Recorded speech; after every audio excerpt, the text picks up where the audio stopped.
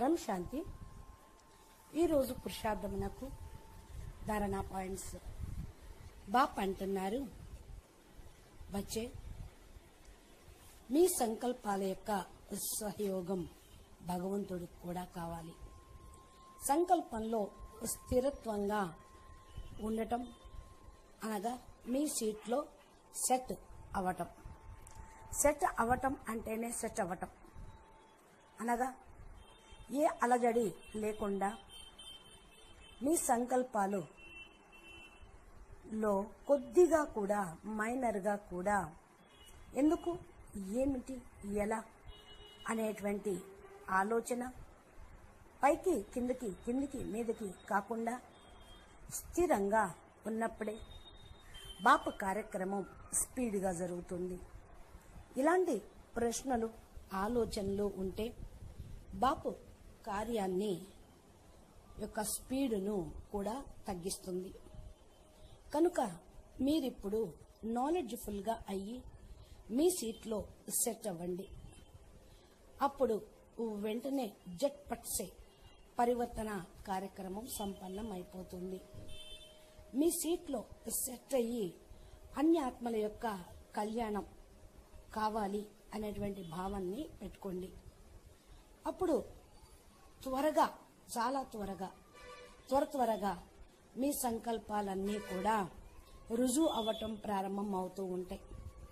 కానీ దీనికంటే ముందే మీరు మీ యొక్క సంకల్పం యొక్క భావన చాలా ఉన్నతంగా, కళ్యాణకారిగా అనగా ఏ ఆత్మ యొక్క కర్మల ఖాతాను చూడకుండా స్థిరంగా ఉండండి. ఎందుకంటే ఈ సమయంలో లౌకికం మరియు అలౌకికంలోని ఆత్మలందరూ చాలా బలహీనంగా ఉన్నారు. అందుకని మీ యొక్క విశేషతను అనుసారంగా మీ ఉన్నతమైన స్వమానంలో ఉంటూ దాని అనుసారంగా సంకల్పం మరియు భావన చెయ్యండి. ఈ యొక్క సంకల్పాల వైబ్రేషన్ ఆత్మల కళ్యాణంకు నిమిత్తం అవుతూ ఉంటుంది. కాబట్టి బేహద్ బాప్ బేహద్ పిల్లలకు ఒక బాధ్యతని ఇస్తూ ఉన్నారు. బేహద్ పరివారం యొక్క పోస్టు వరకు చేర్చేది మీరే. బస్ మీరు బాప్ సమానంగా సీట్లో కూర్చొని సర్వాత్మలకు పితగా అయ్యి సర్వాత్మల కళ్యాణమునకు నిమిత్తంగా కండి. బాపు ఏదైతే మీకిప్పుడు చదువు చెప్పారో అది సమయం యొక్క స్పీడుని, కార్యం యొక్క స్పీడును తెలుపుతుంది.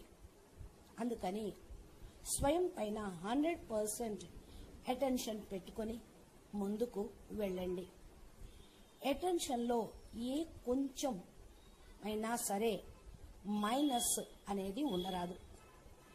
అటెన్షన్ పెట్టుకుంటూ టెన్షన్ లేకుండా తేలిగ్గా ఉంటూ పరమాత్మ బాపు యొక్క కార్యక్రమంను సంపన్నం చెయ్యాలి. కనుక మనమందరం సహయోగులుగా కావాలి అనే సంకల్పం చెయ్యండి. దీనితో సూక్ష్మ సేవ ప్రారంభం అవుతుంది. అలౌకిక పరివారంలో నలుమూలల ప్రకాశమే ప్రకాశంను వ్యాపింప చెయ్యండి. త్వరగా ఆత్మలందరినీ వారి సీట్లో వారు సెట్ అవ్వటం ప్రారంభం అవుతారు. అనగా వారి చుట్టూ పరం లైట్, పరం ప్రకాశం, పరమతత్వంను మీరు వ్యాపింప చేస్తే వాళ్ళు వాళ్ళ సీట్లో సెట్ అవుతారు. కనుక ఇప్పుడు పరివర్తన కార్యక్రమం సంపన్నంగా కావాలి అనే లగన్ మీ లోపల ఎంత దృఢంగా ఉంటుందో అంతగా అది ఫాస్ట్గా అవుతూ ఉంటుంది. చారిటీ బిగిన్స్ ఎట్ హోమ్ అంటారు కదా. బాధ్యతను తీసుకొని బాధ్యత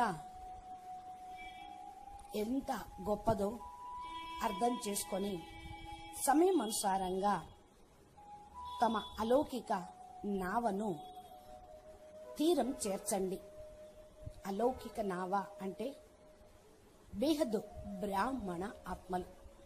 భలే వారు ఎక్కడ ఉన్నప్పటికీ కూడా వారి నావను తీరం చేర్చేది బేహద్దు పిల్లలే.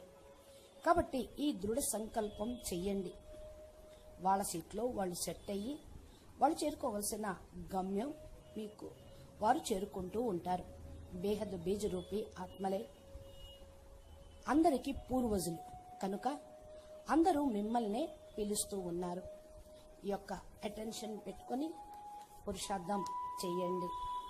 అచ్చా, పరం శాంతి, నమస్తే.